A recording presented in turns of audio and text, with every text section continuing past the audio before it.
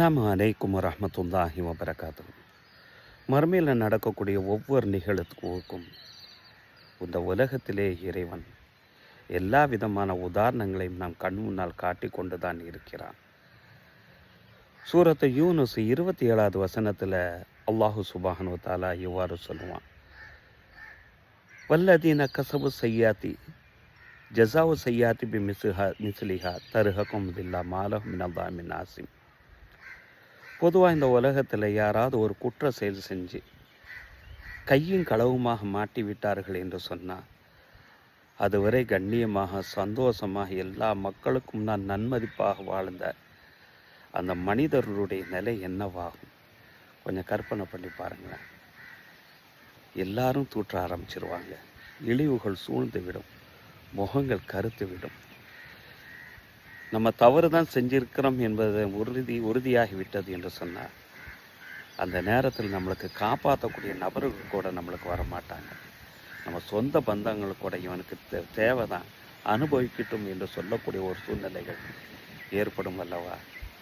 அதைத்தான் இந்த வசனத்தில் இறைவன் இவ்வாறு குறிப்பிடுகிறான். வல்லதீன கஸபு செய்யாதி, எவர்கள் பாவம் செய்து விட்டார்களோ, பாவம் செய்து அதுக்கு தௌபாவே செய்யாமல் இருக்கிறார்களோ, ஜஸாவு செய்யாத்தி பிமிசிலிகா, இந்த பாவத்துக்குண்டான அந்த கூலி என்னது, அது எந்த பாவத்தை செஞ்சாலும் அது போன்றுண்டான கூலிகள் அவர்களுக்கு கொடுக்கப்படும். மறுமை நாளில் தருகக்கும் இல்லை, இழிவுகள் சூழ்ந்துவிடும். மாலகமின் அல்லாஹிமின் ஆசிமீன், இவன் குற்றவாளி என்று எல்லா மக்களுக்கு முன்னால் அறிவிக்கப்பட்டதற்கு பின்னால் அந்த இடத்துல உதவி செய்யக்கூடிய எந்த நபர்களுமே வரமாட்டாங்க. கண்ணமா ஒஹஷியத் உஜூஹு கிதாம் மினல்லை இது முதுரிமா, இந்த உலகத்தில் நீ எவ்வளோ எல்லா மக்களுக்கு முன்னால் கண்ணியமாக சிறப்பாக உயர்ந்த அந்தத்தில் வாழ்ந்திருப்ப.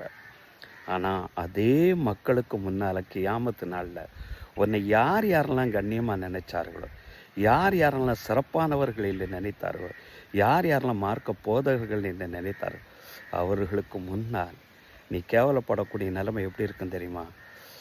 இருளுடைய இரவுகளில் ஒரு இரவுனுடைய அந்த இருட்டினுடைய ஒரு துண்டு உன் முகத்தில் அப்படியே போர்த்தப்பட்டது போல அந்த நாளில் இழிவடைந்த நிலையில் அந்த குற்றவாளிகள் இருப்பார்கள்.